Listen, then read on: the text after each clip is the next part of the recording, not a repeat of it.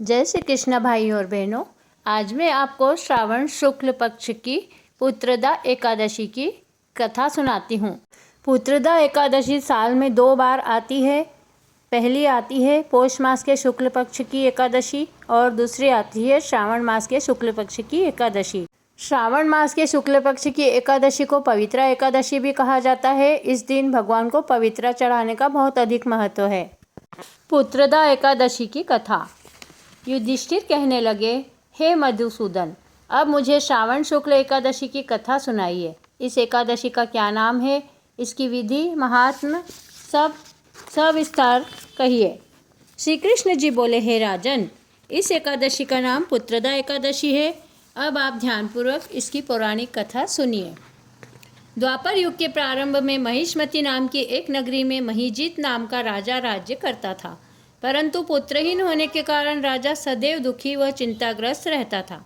उसे वह राज्य दुखदायी प्रतीत होता था। पुत्र प्राप्ति के लिए राजा ने अनेक उपाय किए, परंतु राजा को पुत्र की प्राप्ति नहीं हुई। वृद्धावस्था को आता देखकर राजा ने अपनी प्रजा के प्रतिनिधियों को बुलाकर कहा कि हे प्रियजनों, मैंने इस जन्म में न तो कोई पाप किया और न ही मेरे खजाने में अन्याय से उपार्जन किया हुआ धन है। मैंने न तो कभी देवताओं तथा ब्राह्मणों का धन छीना है और न ही किसी दूसरे की धरोहर ली है। मैंने प्रजा को सदैव पुत्रवत पाला है।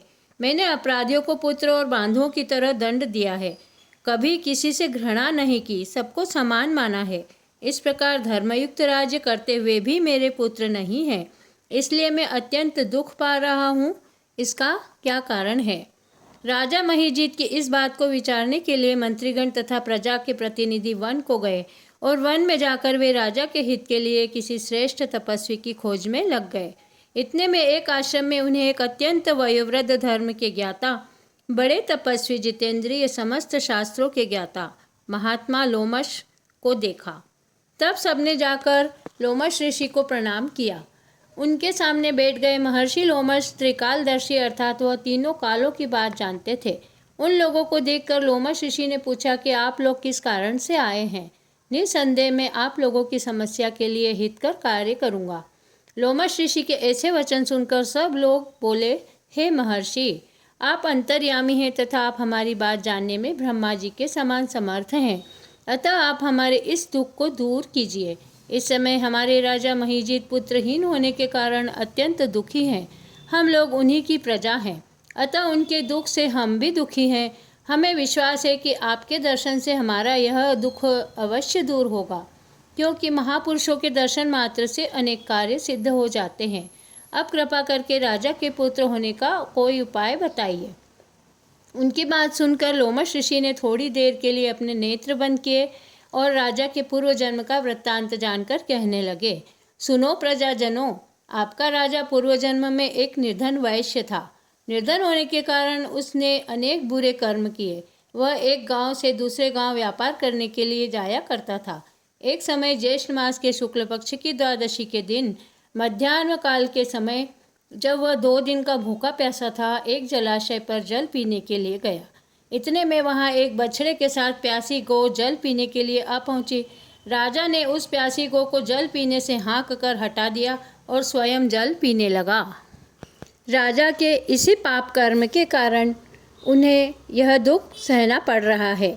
एकादशी के दिन भूखा रहने से वह निर्धन वैश्य राजा तो बन गया, परंतु प्यासी गौ को जल पीते हुए हटाने से पुत्र न होने का दुख भोगना पड़ रहा है। ऐसा सुनकर प्रजाजन कहने लगे, हे ऋषि, शास्त्रों में पापों का प्रायश्चित भी लिखा है, अतः आप ऐसा उपाय बतलाइए कि राजा का यह पाप नष्ट हो जाए।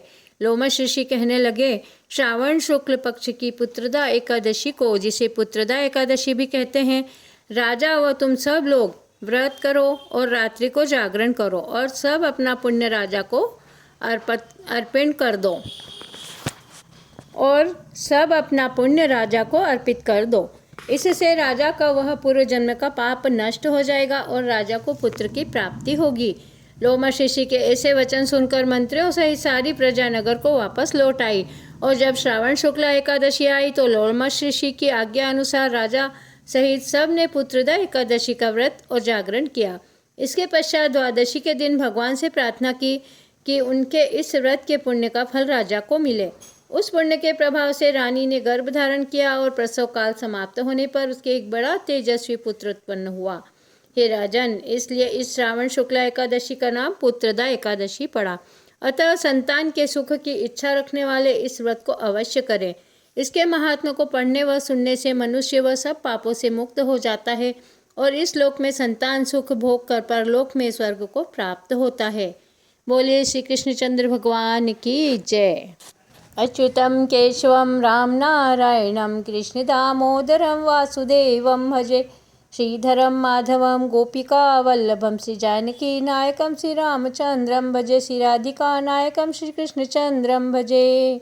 गोपाल कृष्ण भगवान की जय। पुत्रदा एकादशी को पवित्रा एकादशी भी कहते हैं। इस दिन भगवान को पवित्रा अवश्य चढ़ाएं। पवित्रा बनाने का एक वीडियो मैं अपलोड कर रही हूँ, जिसे देखकर आप सीख लें और पवित्रा बनाकर भगवान को अवश्य चढ़ाएं। इस एकादशी पर भगवान को गुड़ का सागर चढ़ाना चाहिए। भाई और बहनों, अगर अभी तक आपने मेरे चैनल को सब्सक्राइब नहीं किया है तो जल्दी से सब्सक्राइब कर लीजिए और बेल आइकन को प्रेस कर दीजिए, जिससे मेरे आने वाले वीडियो का नोटिफिकेशन सबसे पहले आपको मिले।